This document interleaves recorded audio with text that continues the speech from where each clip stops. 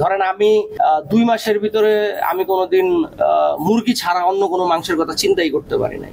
এই যে যেটাকে বলতেছেন দেশ স্বাধীন হওয়ার পর আমাদের মিডিয়ার অবস্থা খুবই খারাপ। আমার মেয়েরা খাইতে চাইছিল, আমি বলছি আচ্ছা তোমারে আমি আমার যখন আবার কাজ হবে বেশি বেশি তখন আমি তোমার বড় সেজেল ইলিশ মাছ এনে খাওয়াবো। ওটিটি তো পুরোটাই সিন্ডিকেট, মানে সিন্ডিকেট আছে না, আমি গ্যারান্টি দেওয়া আপনারে বললাম যে ওটিটি মানেই সিন্ডিকেট।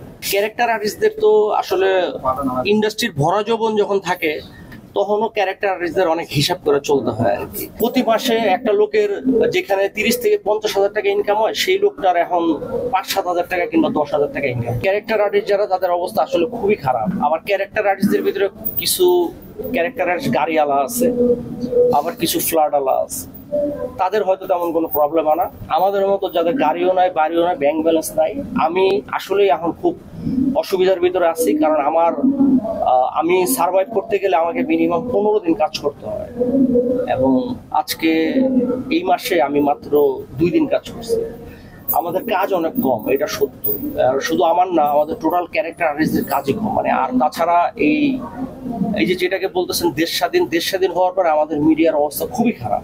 এত খারাপ যে আপনারা বললে বিশ্বাস করবেন না। শুধু আমাদের যে কাজ নাই তা না, অনেক হিরো হিরোইন আছে, অনেক ডিরেক্টর আছে, আমাদের প্রোডাকশনের কাজ যারা করে, মেকআপ আর্টিস্ট যারা, ড্রাইভার যারা, তারপরে আপনার প্রোডাকশন বয় যারা, কারোরই তেমন কোনো কাজ নাই। মানে ধরেন প্রতি মাসে একটা লোকের যেখানে 30 থেকে 50,000 টাকা ইনকাম হয় সেই লোকটার এখন 5-7 হাজার টাকা কিংবা 10,000 টাকা ইনকাম। তো ইন্ডাস্ট্রির ম্যাক্সিমাম মানুষ এখন কোন রকম ভাবে চলতেছে। আর যারা ধরেন নায়ক নায়িকা কিংবা এই ইন্ডাস্ট্রিতে অভিনয় করে অনেক পয়সা কামাইছে, এদের তেমন কোনো প্রবলেম নাই। কিন্তু আমরা যারা ক্যারেক্টার আর্টিস্টরা কিন্তু সারা কালি এদের জোড়াতালিতে চলতে হয় আর কি। কারণ এরা তো অনেক বেশি টাকা পায় না, এটা হলো একটা ব্যাপার। আমাদের কাজ অনেক বেশি থাকে, বাট আমরা তো অনেক বেশি টাকা পাই না। তো আমাদের মাস শেষ হিসাব করতে দেখা গেল যে একটা ফ্যামিলি চালাইতে গেলে 70-80 হাজার টাকার মতো একটা খরচা আছে, ছেলে মেয়ে, বাসা ভাড়া সব মিলাই জিলা। তো দেখা যায় কাজ যখন রেগুলার থাকে তখন কিন্তু কোনো প্রবলেম হয় না। আমরা হয়তো টাকা সেভিংস অত করতে পারি না, বাট আমাদের যত ইনকাম হয় আমাদের চলে যায় আর কি। কিন্তু এখন আমাদের চলাফেরাটা কষ্ট হচ্ছে। অনেকে আমাকে ফোন করে যে হারুন তোমার কি অবস্থা? আমি বললাম আমার তো অবস্থা খারাপ, এই একদিন করলাম আবার প্রায় 1 সপ্তাহ বসে রয়েছি। তারপরে আমি যে ফোন করে তার খবর জিজ্ঞেস করি, সে কয় তুমি তো তাও 1 সপ্তাহ একদিন করছো, আমি তো সেটাও করতে পারিনি।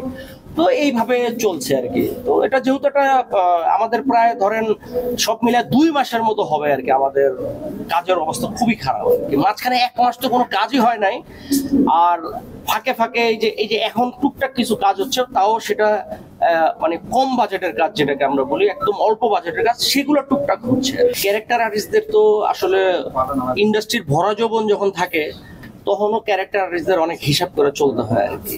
কারণ ইন্ডাস্ট্রির ভরা যৌবন অল্প কিছু মানুষের হাতে থাকে। সিনেমার কথা যদি বলি তাহলে ধরেন নায়ক নায়িকা আর হলো মেইন ভিলেন যে থাকে, এরা হয়তো পোলাও ভাত খায়।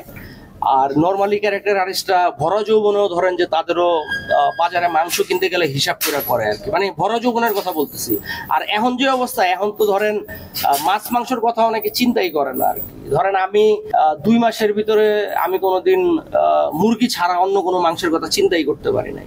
আমি 4-5 দিন আগে ফেসবুকে দেখলাম ইলিশ মাছ নাকি 500 টাকা কেজি। আমি যেহেতু দক্ষিণ কমলাপুর থাকি, তো বাংলাদেশ ব্যাংকের সামনে বাজার হয়, ওই বাজারে গেছিলাম। তো আমি ওখানে যে দেখলাম যে 1 কেজি সমমানের যেসব ইলিশ মাছ সেগুলা 1400 টাকা কেজি। তা আমি তখন ওই মাসালার সালাম দিয়ে চলে আসছিলাম, আমি ভাবছিলাম 500 টাকা কেজি হলে আমি 1 কেজি কিনবো।